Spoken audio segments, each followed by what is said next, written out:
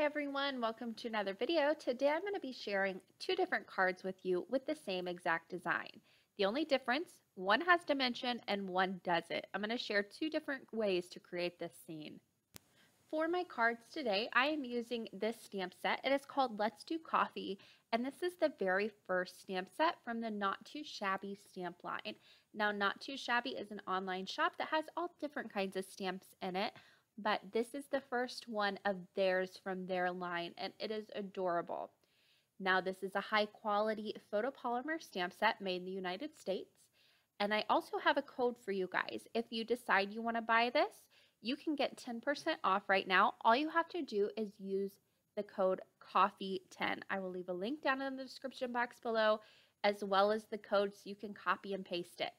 Also, with this stamp set right now, the owner is sending out these cute little mini stamp sets that have all these wonderful coffee pun sentiments in it. That's like a little thank you for ordering and for supporting their very first stamp set. I'm going to be using both of those on my cards today. Also, I do not make anything. I am not an affiliate with the shop. I don't make any money with you using that code. That's just a little gift to you guys. But I was sent this stamp set for free to try it out and see what I thought. Now, I went ahead and used my stamp set to create some masks. I like to use Ink and Inkadoo masking paper. However, you can use Post-it notes. There's all different kinds of ways to mask your images. Use whatever works for you. I just went ahead and did that beforehand to save quite a bit of time in this video. To create my panels that I'm stamping on, I am using this die. This is from a Tonic Studios die set that I have on hand. Now, I'm going to leave all the links to all my products down below. If you don't have this die, you can always just cut a rectangle by hand to create your panel. I just use this because I'm going to put a mat behind it later on. Now, on this first panel, I die cut two of those from plain white cardstock. The first panel, I'm going to go ahead and stamp out a scene and mask it all. Now, the trick with masking scenes is you want to start with the object that is going to be the closest to you. That is going to be the image you want to stamp first. In this case, that is going to be the little coffee bar that you see right there. So I have placed it down in the bottom right hand corner of my panel. I am using my Misty and my Creative Corners down there in the very bottom. That's just to help me bump up that cardstock away from the edge. And I'm using my Misty because that helps me get the best stamped image in the least amount of time. And when I'm masking a scene especially, I like to do that because you're stamping all of these layers on top of each other. All it takes is one wrong stamp to mess up an entire scene. So I like to use this so I get the best impression the first time. I'm also using Memento Tuxedo Black ink. I'll be using some colored pencils and OMS to blend them out later on in coloring. So that's the ink I like to use. You need to think beforehand whenever you make your scenes about what ink you want to use.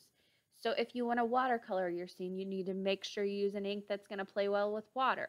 If you want to use alcohol markers, you need to use an ink that plays well with that. That's why when you see me pull in my little Post-it note, I always plan my scenes out. It's nothing fancy. It's seriously just some squares and a little sketch, some squiggly lines, but it gives me an idea of what I need to do, and then I think about how I want to color this later on. So then I can choose the right ink to go with that. It just helps you save quite a bit of time and quite a bit of frustration. Now I went ahead and stamped the little coffee bar. I didn't mask it off yet because I want to be able to see where the exact line is to line up things to sit on top of it. Then I went ahead and stamped the little coffee cup. Now I used my mask as a placeholder first so I could see exactly where I wanted that coffee cup to go. So I didn't cut out a ton of this espresso machine. I just cut off a very small section of it, and it allowed me to place that espresso machine down so when I go and stamp it later on, I don't have to push it so far over to the right hand side and it's not hanging off on the left hand side off the coffee bar. You want to make sure everything looks pretty realistic. I'm doing the same thing on that. I went ahead and placed my little frame that's going to be above this. So I knew exactly where I wanted to place my cake. So it's just cutting out a little bit of the image, not too awfully much, so you can tell exactly what is stamped behind it. I stamped that little cake on the right hand side, and then I'm going to go ahead and stamp that little frame And for that mask, I didn't cut out the little hanging portion of it. I just cut out the frame itself. You don't need to cut out the line images if that makes sense. So I stamped down that frame, and then that is going to be my scene. It was that simple. I did cut out masks for all the images. I'll show you how I store those in just a moment, but I went ahead and cut them out because I wasn't quite sure how many images I wanted in there, but I kept this more on the simple side so you could really see all the detailed lines and strokes in these stamps. They're really detailed images. Now for my second card, all I have to do is throw all these stamps on a piece of white cardstock that's a scrap piece and stamp these down a few times. Again, I'm using my Misty because I'm stamping 5 stamps at once, and I can ink these up and stamp these down a few times and give them all a really good amount of pressure, and those images are ready to go. Now on both panels, I'm going to be adding a background, a stenciled background. So I want to first mask off the floor, and I am just using painter's tape. This is 3/4 of an inch, and I'm just lining it up with the very bottom of the panel to keep it very easy on myself. That way I don't have to measure and make each one of these just perfect to each other. I just line it up with the bottom of the cardstock and push it down. Now, if you're using painter's tape and you don't want it to stick to your card really well, and you don't want that chance of ripping, put it against your shirt a few times and just get a little bit of that stick off. It's going to come up a lot easier for you. I am using this line stencil. This one is from Stampin' Up, but you can use painter's tape. You could use a striped stamp set if you wanted to get this same look. It's just going to be a little bit more of harsh lines instead of softer blended ones. But there are a lot of ways to get this background. I did mask off all of the little images with my mask that I had created earlier. That way these don't get any ink on them. They're going to stay nice and white, so when I come and color on them later on, I don't have to worry about any ink on them. Now I went ahead and used some Evergreen Bough, I believe, or no, it's Cracked Pistachio Distress Ink for my first set of lines.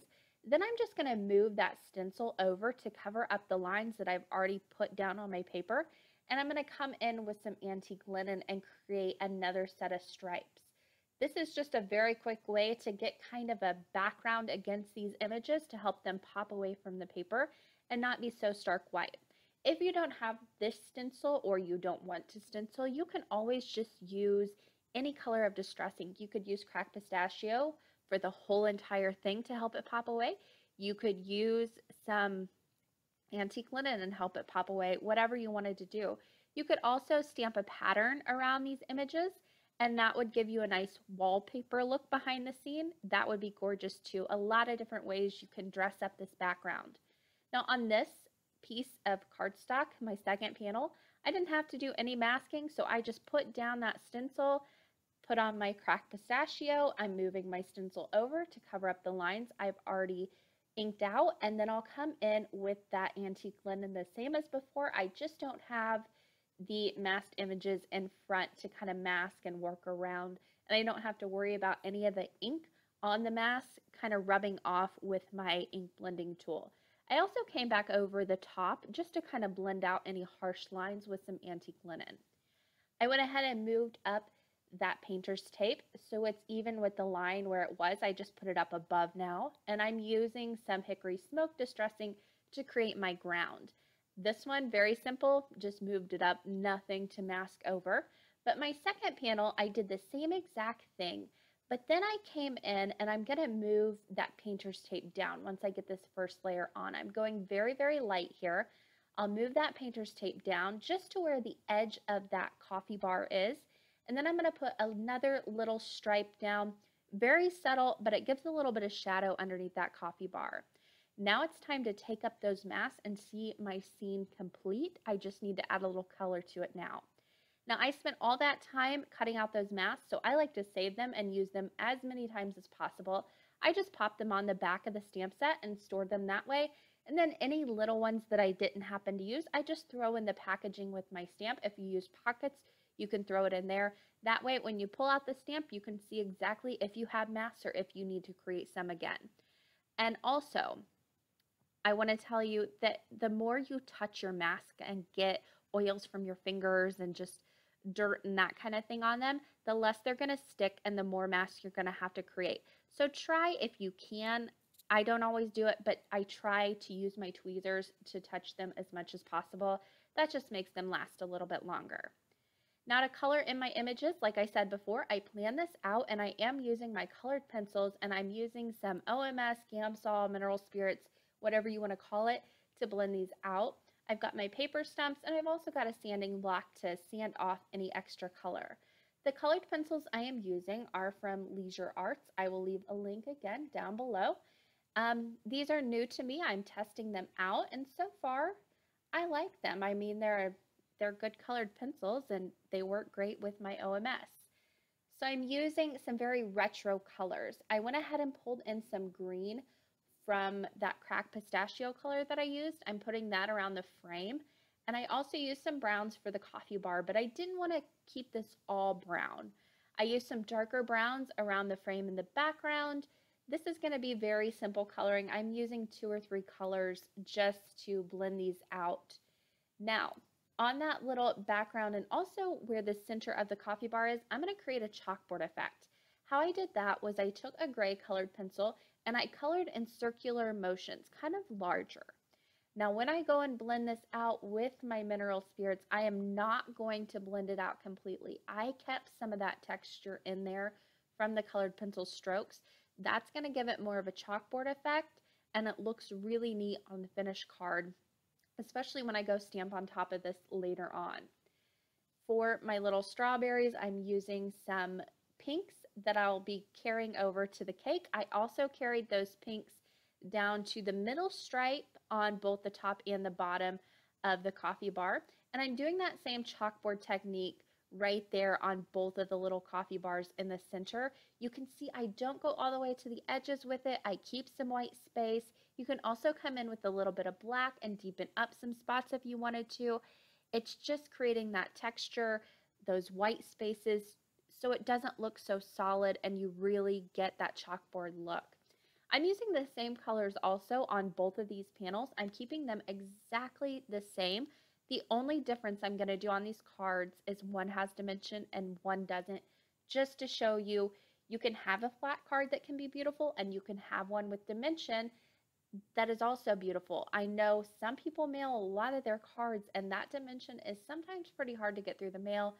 Some mail carriers are pretty picky, so sometimes just less dimension is more forgiving. I used some greens on the top and bottom of the bar around the pink stripe that I had in there. And I'm also carrying all of those colors up into the cups on top of the espresso machine. I used some yellows for the little cup of coffee and also for the cake base, and that finished off the coloring. Now the last thing left to do before I start on the inside of the card is to fussy cut out all of those images that I stamped and colored that are going to be popped up with some dimension. You can do this either with a white border or without. I'm leaving a white border on these just because I think it adds to the dimensional look. But again, you can always just fussy cut these straight on the stamped lines. It really is just about personal preference. Before I move on to the inside of the cards also, I want to stamp the Coffee First sentiment from the Let's Do Coffee stamp set right in the center of those chalkboards on both stamped pieces. I did do that and I used VersaFine Onyx Black ink, so I got a nice image. On the inside of my card, I'm going to go ahead and finish those before I go and add anything on top. I've got A2 side folding card bases that are made from white cardstock, and I'm using 2 of the stamps, well, 1 of the stamps from the Let's Do Coffee, and then I've got an have a beautiful day, excuse me. On one of them, I used expressly for you, but on this one, it says have a beautiful day, and I've got the little girl stamped off to the right-hand side. Now, when I did this earlier, I stamped them on A2 top folding cards, and I still have those, and I think I'll use those, but I didn't like the way it looked compared to the cards, so I ended up going with side folding cards, but on those, I used expressly for you. So there are a lot of different ways you can finish off these cards with those sentences. To make sure this card looks cohesive from the outside to the inside, I like to carry some of the colors that I used on the outside to color in my images on the inside. So I'm going for more of a retro look on the inside as well. Now I am using the same colored pencils, same colors that I used on the outside of the card. I'm just coloring the image on the inside of my card base. I went ahead and used my OMS also to blend this out. I've got some teals and pinks on our little dress and apron, the yellow mug that was on the outside of the card, and then I did a chocolate shake with a green straw to tie in all of those colors. There's a closer look at the inside of the card, and now with that done, I can move on to finishing the outsides and putting together the scenes. So the card without dimension is very simple. I just matted that panel onto a craft panel that I die cut with the same die set, and I used some strong adhesive, adhered both of those panels onto my card base, and that card is done. On my second card, I'm going to go ahead and do the scene the exact same way and in the exact same order pretty much. I'm just adding some dimension onto these pieces with some fun foam and double-sided adhesive. You want to make sure you use a strong adhesive whenever you put these pieces down, especially with the smaller ones. They can sometimes get pulled off, so you want to make sure they're nice and secure on that base. Now in the top left-hand corner on both of these panels, I went ahead and used that expressly for you sentiment. I liked it so much I wanted to use it. So I put it on the outside of both of my cards. Now when those both little scenes were together and all the panels attached to the card base, these two cards were completely finished. They look pretty similar. They're just put together two different ways, and I love the way they both turned out. It's just going to be a matter of preference, and it's also going to be a matter of how you're giving these to the recipients. So you have your mass scene, which is very flat. It is a very flat card you'll see in the photos. So that's going to be something that you can send through the mail very easily. It's not going to require any extra postage at all. But with your dimension, sometimes those can get a little tricky to send through the mail. So your cards with dimension might be a little bit simpler to hand deliver to your recipients. So both great scenes, just two different ways to get to the end product. That is going to do it for me today. I hope you guys enjoyed this video. There are going to be a few links on the left side of your screen that you can click on. As always, thank you guys so much for watching, and happy crafting.